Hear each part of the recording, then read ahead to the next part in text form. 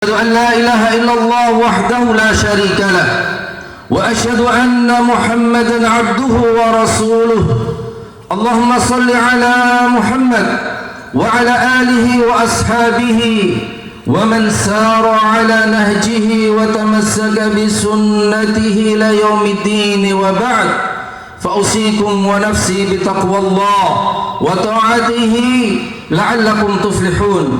يقول تبارك وتعالى: يا أيها الذين آمنوا اتقوا الله حق تقاته ولا تموتن إلا وأنتم مسلمون.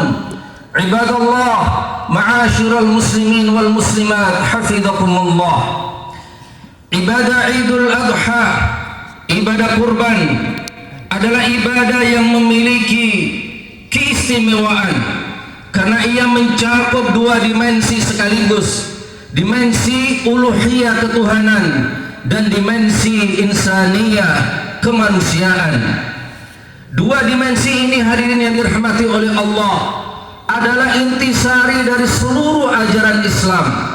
Seluruh ajaran Islam esensinya adalah tidak lepas dari dua. Yang pertama, membangun hubungan baik manusia dengan Rabb-nya, dan yang kedua, membangun hubungan baik manusia dengan sesamanya. Karena itulah setiap kali kita membaca ayat-ayat yang berbicara tentang perintah-perintah beribadah, atau ayat-ayat yang berbicara tentang sifat ahli ibadah, seringkali yang Allah sebut adalah hanya dua jenis ibadah, yaitu as-sholah wa zakah, sholat dan zakat. Meskipun ibadah bukan hanya dua itu, tetapi dua ibadah ini mewakili semua esensi daripada syariat Islam. Sholat mewakili dimensi ketuhanan, membangun hubungan manusia dengan Rabb-nya.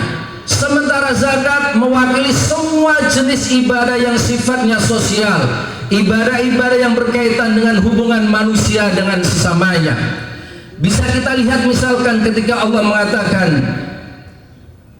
wa aqimus shalah wa atuz zakah, dirikanlah sholat dan bayarlah zakat. Allah tidak mengatakan wasumu atau wahujju, berpuasalah juga atau berhajilah juga, tapi cukup Allah memerintahkan dua ini, dan dua ini mewakili semua bentuk ibadah. Juga ketika kita membaca ayat yang mengatakan innal ladzina amanu wa 'amilus shalihat wa aqamus shalah wa atawuz zakah lahum ajruhum 'inda rabbihim wa la khaufun 'alaihim wa la hum yahzanun. Yang disebutkan cuma dua, orang-orang yang mendirikan sholat dan orang-orang yang membayar zakat. Ketika Allah berbicara tentang sifat orang-orang beriman, itu karena dua ibadah ini mewakili semua jenis ibadah di dalam syariat Islam. Maka jamaah dirahmati oleh Allah Subhanahu wa taala, ibadah kurban ini mencakup dua hal penting itu. Dan ini esensi yang paling utama. Dari dua esensi tadi itu adalah esensi ketauhidannya. Esensi pertama yang paling penting dari dua esensi tadi itu adalah mentauhidkan Allah. Sehingga ibadah kurban, esensi yang paling utama sebelum esensi sosial adalah mentauhidkan Allah. Dan itu bisa kita lihat dari ritual mengalirkan darah. Makanya Rasulullah SAW mengatakan, ma'amila ibnu Adam min amalin yauman nahri ahabbu ilallah min ihraqid dam. Tidaklah manusia mengamalkan satu amalan pada yaumun nahri 10 Dzulhijjah yang lebih dicintai oleh Allah selain menumpahkan darah, mengalirkan darah, menyembelih binatang. Ketika menyembelih binatang saat kurban, seseorang diuji ketauhidannya. Dia menyembelih untuk siapa? Menyembelih untuk Allah atau untuk manusia atau untuk selain Allah Subhanahu wa taala. Di situ esensi ketauhidan, bukan sekedar bagi-bagi daging. Kalau sekedar bagi-bagi daging, maka cukuplah umat Islam, gak perlu nyembelih, pergi ke pasar, beli daging, bahkan yang beratnya bisa melebihi 1 ekor sapi yang paling berat, lalu dibagi dagingnya kepada masyarakat, tidak disebut kurban. Kurban harus ada ihraqud dam, harus ada ritual mengalirkan darah, menyembelih, karena di situ nampak sekali ketauhidan seorang hamba kepada Tuhannya. Maka Allah mengatakan fasalli lirabbika wanhar. Sebagian ulama tafsir ketika menafsirkan ayat ini mengatakan fasalli, maka sholatlah Idul Adha, lirabbika, hanya untuk Tuhanmu, wanhar, dan berkorbanlah. La yanalallaha luhumuha wala dima'uha walakin yanaluhu taqwa minkum. Tidak sampai kepada Allah dagingnya, tidak sampai darahnya, dan gak penting bagi Allah darah atau dagingnya. Yang penting bagi Allah adalah ketakwaan kalian, keikhlasan kalian, ketauhidan kalian. Inna salati wa nusuki wa mahyaya lillahi rabbil alamin. Sesungguhnya solatku, pengorbananku, hidup dan matiku semata-mata untuk mentauhidkan Allah, untuk Allah Subhanahu wa taala.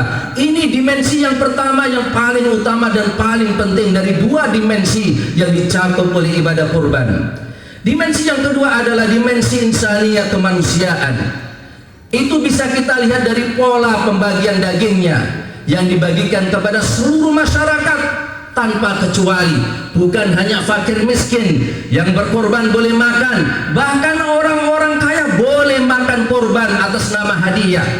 Sehingga nilai kemanusiaan dan sosial kurban bisa lebih luas ketimbang zakat. Zakat hanya berlaku bagi fakir miskin, bagi mustahik yang 8, sementara korban umum bagi fakir miskin, bagi yang berkorban termasuk orang-orang kaya juga boleh menerima dari daging korban. Begitu kuatnya nilai sosial dan kemanusiaan dalam ibadah kurban. Jamaah sekalian, kita di dalam Islam, selain kita diperintahkan untuk beribadah kepada Allah, kita juga diperintahkan untuk berbuat baik kepada sesama.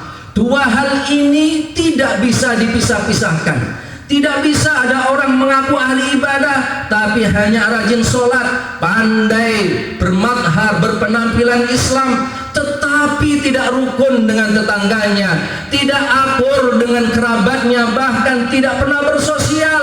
Tidak benar ahli ibadah seperti itu. Kurban mengajarkan kita sebagai hamba-hamba Allah yang juga taat kepada Allah, tapi juga bersosial dengan masyarakat. Ketika Allah Subhanahu wa taala memerintahkan kita untuk beribadah kepadanya dalam ayat yang kata para ulama ayat yang penting yang mencakup seluruh esensi ibadah, yaitu dalam surat An-Nisa ayat 36, wa'budullah wa la tusyriku bihi syai'a wa bil walidaini ihsana wa bidil qurba wal yatama wal masakin wal jari dil qurba wal jaril junubi was sahibi bil jambi wa ibnis sabil wa ma malakat aymanukum innallaha la yuhibbu man kana mukhtalan fakhura. Dalam ayat ini Allah memerintahkan kita untuk beribadah dan tidak boleh menyekutukannya, tidak boleh syirik kepadanya. Beribadah dan tidak menyekutukan Allah, ini paling penting di dalam ajaran Islam. Ini isu sentral semua ajaran Nabi, sama, yaitu mengajak manusia beribadah kepada Allah dan mentauhidkannya, tidak berbuat syirik kepadanya. Sehingga ini yang merupakan inti dan merupakan esensi kita diciptakan oleh Allah Subhanahu wa taala. Wa ma khalaqtul jinna wal insa illa liya'budun. Tidak aku ciptakan jin dan manusia kecuali untuk beribadah kepadaku, yang sebagian ulama mengatakan atau menafsirkan kecuali untuk mentauhidkanku. Tapi jamaah sekalian, ketika Allah memerintahkan kita untuk beribadah dan tidak menyekutukannya, tidak cukup hanya memerintahkan itu. Kita masih diperintahkan untuk bersosial, berbuat baik kepada sesama. Di dalam potongan ayat selanjutnya, wabil walidaini ihsana, dan hendaklah kalian berbuat baik, dan manusia yang paling berhak untuk berbuat baik kalian adalah pertama kedua orang tua, berbaktilah kepada kedua orang tua. Wabidil qurba, dan baiklah kepada kerabat, saudara-saudara kita yang ada hubungan keluarga dengan kita, hubungan nasab dengan kita, berbuat baiklah kepada mereka, silaturahimlah dengan mereka. wal yatama, dan berbuat baiklah kepada anak-anak yatim, wal masakin, santuni, bantu, sayangi orang-orang miskin, beri keperluan mereka, wal jaridil qurba, dan baiklah kepada tetangga dekat, wal jaril junubi, dan baik pula lah kepada tetangga jauh. Tetangga dekat, sebagian ulama tafsir menafsirkan yang pintu rumahnya dekat dengan pintu rumah kita, dan yang jauh adalah yang jauh pintu rumahnya dengan pintu rumah kita. Sebagian ulama tafsir menafsirkan tetangga dekat adalah muslim, sementara tetangga jauh adalah non muslim.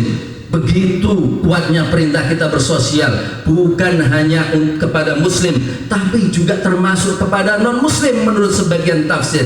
Itu semua jamaah dirahmati oleh Allah Subhanahu wa taala mengajarkan kepada kita bahwa kita tidak cukup hanya beribadah kepada Allah dalam bentuk ibadah-ibadah yang sifatnya hubungan manusia dengan Allah, tapi juga harus beribadah sosial, berbuat baik, saling memberi, saling memberikan hadiah di antara sesama. Dan ketika Allah memerintahkan dalam ayat itu untuk beribadah dan digandeng dengan perintah berbuat baik kepada sesama, dan digandeng dengan kata wa'u, dan artinya adalah dan dalam bahasa Arab wa'u itu menunjukkan bahwa perkara-perkara ketika digandeng dengan wa'u harus diposisikan dalam posisi yang sama, nggak boleh dibeda-bedakan. Kita diperintahkan untuk beribadah, kita diperintahkan juga untuk bersosial. Nggak boleh orang hanya ibadah saja tapi tidak bersosial, tidak rukun, tidak akur dengan masyarakat. Tidak benar dia, pengakuan dia sebagai seorang ahli ibadah. Makanya juga jamaah sekalian, Rasulullah SAW mengkaitkan kebenaran iman seorang hamba itu dengan sejauh mana kebaikannya dengan sesama, sejauh mana muamalahnya dengan sesama. Rasulullah mengatakan dalam hadis sahih, "Man kana yu'minu billahi wal yaumil akhir falyuhsin ila jarihi." Barang siapa mengaku beriman kepada Allah, mengaku punya hubungan baik dengan Allah, gak cukup hanya pengakuan hubungan baik dengan Allah atau hanya ibadah-ibadah sifatnya hubungan dengan Allah, tapi juga harus dibuktikan dengan sosialnya. Fal yuhsin ila jarihi, hendaklah selalu berbuat baik kepada tetangganya. Dalam riwayat lain, fala yudi jaruh, jangan menyakiti tetangga. Dalam hadis lain yang sahih Rasulullah juga mengatakan, wallahi la yu'min, wallahi la yu'min, wallahi la yu'min. Demi Allah tidak beriman, demi Allah tidak beriman, demi Allah tidak beriman. 3 kali diulang oleh Rasulullah, saking pentingnya masalah ini. Sahabat bertanya, man ya Rasulullah, siapa yang tidak beriman 3 kali itu ya Rasulullah? Man la ya'manu jaruhu bawa'iqahu, mereka adalah orang yang tetangganya gak merasa aman dari tindak tanduknya, dari perilakunya.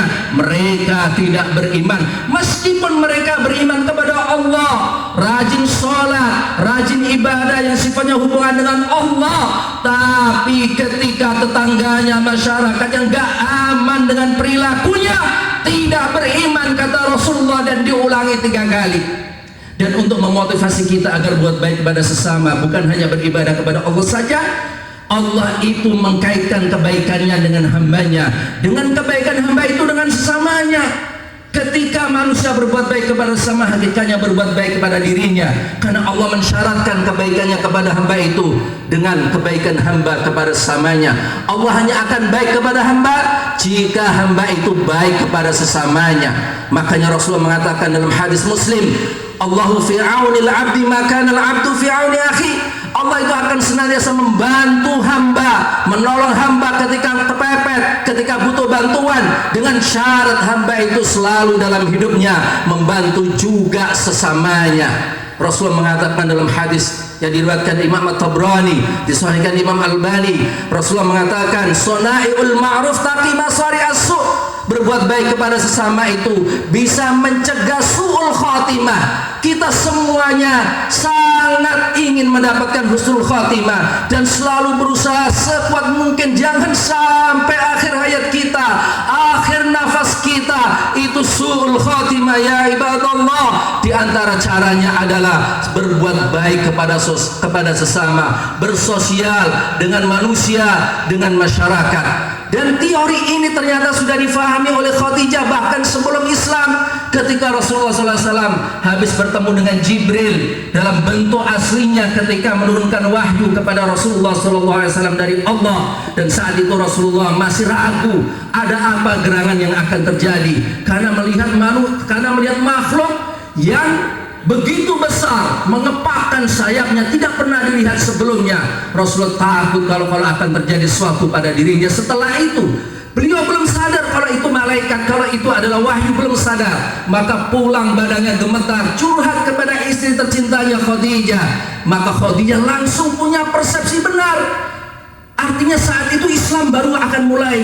Berarti persepsi Khadijah didapatkan dari sebelum Islam. Orang sebelum Islam sudah memahami bahwa Tuhan itu akan baik kepada hamba jika hamba baik kepada sesama. Maka Khadijah mengatakan, wallahi la yukhziqallahu abadan, wahai Muhammad, wahai suamiku, demi Allah, Allah dalam persepsi Khadijah, Tuhan tidak akan menghinakan manusia sepertimu. Apa argumentasi Khadijah? Argumentasi Khadijah adalah innaka la tasilur rahim, karena engkau selalu berbuat baik kepada sesama, selalu silaturahim. Gak mungkin Allah itu menghinakan manusia yang gemar bersilaturahim dengan kerabatnya, dengan saudaranya. Wa tahmilul kalla, dan kau gemar meringankan beban orang susah. Wa tuksibul ma'dum, dan kau gemar memberi orang yang gak punya. Orang seperti engkau yang seperti itu ya Rasulullah, ya Muhammad, tidak mungkin dihinakan oleh Allah. Khadijah sudah faham bahwa manusia yang berbuat baik kepada sesama pasti akan dimuliakan oleh Allah, tidak akan dihinakan. Dan ini juga kita fahami dari ayat tentang kematian dalam surat Al-Furqan, ketika Allah mengatakan wa anfiqu mimma razaqnakum min qabli an ya'tiya ahadakumul maut fayaqula rabbi laula akhartani ila ajalin qarib fa as-saddaqa. Bahwa manusia dalam ayat ini ketika dimatikan oleh Allah semuanya merengek minta ditangguhkan untuk hidup sejenak kepada Allah Subhanahu wa taala. Semuanya ingin dihidupkan sejenak. Untuk apa? Ternyata orang ketika mati ingin dihidupkan sejenak bukan mengatakan fa usalli agar aku bisa sholat, juga tidak mengatakan fa'asumu agar aku bisa puasa dalam hidup sejenak, au fa'atamir au fa'hujju, atau juga tidak mengatakan agar bisa umrah atau haji. Tapi yang dikatakan orang mati ketika minta dihidupkan sejenak adalah fa'as-saddaqa, agar bisa bersedekah. Dan sedekah itu adalah bentuk ibadah kebaikan seorang hamba kepada sesamanya. Ayat ini seolah-olah bantahan kepada manusia. Manusia banyak punya persepsi kalau mau dilapangkan kuburnya, diberikan nikmat di kuburnya, maka cukup menjalin hubungan baik dengan Tuhan melalui sholat, puasa, umroh sebanyak mungkin dan haji. Gak usah berbuat baik kepada sesama, gak usah membantu, cuek saja, gak apa-apa. Yang penting hubungan baik dengan Allah tetap terjaga. Dibantah oleh Allah dengan ayat ini. Justru orang mati minta dihidupkan sejenak. Untuk apa? Fa'as-saddaqa, agar bisa berbuat baik kepada sesama. Ibadah kurban mengumpulkan dua kebaikan, hubungan baik manusia dengan Allah dan juga hubungan baik seseorang dengan sesamanya. Aqul qouli hadza wa astaghfirullah li wa lakum wa lisairil muslimin min kulli dhanbin fastaghfiruhu innahu huwal ghafurur rahim.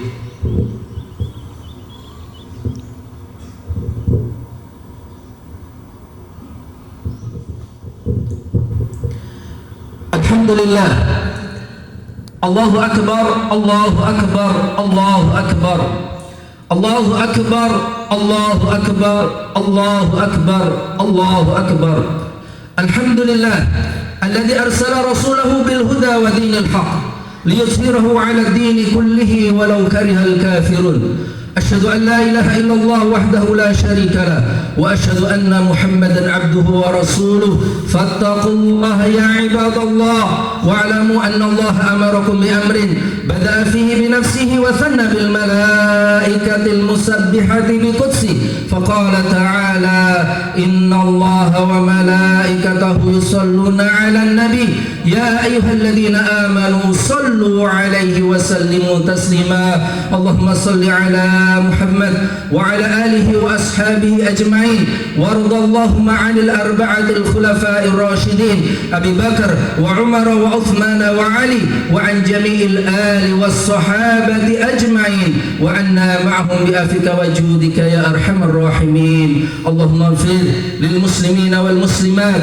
والمؤمنين والمؤمنات الأحياء منهم والأموات إنك سميع قريب مجيب دعوة يا قاضي الحاجات اللهم أعز الإسلام والمسلمين وأذل الشرك والمشركين ودمر أعداءك أعداء الدين اللهم انصر إخواننا المسلمين والمجاهدين في سبيلك في فلسطين اللهم اغفر نساءهم وشيوخهم وأطفالهم يا رب العالمين ربنا ظلمنا أنفسنا وإن لم تغفر لنا وترحمنا لنكونن من الخاسرين ربنا آتنا في الدنيا حسنة وفي الآخرة حسنة وقنا عذاب النار سبحان ربك رب العزة عما يصفون وسلام على المرسلين والحمد لله رب العالمين والسلام عليكم ورحمة الله وبركاته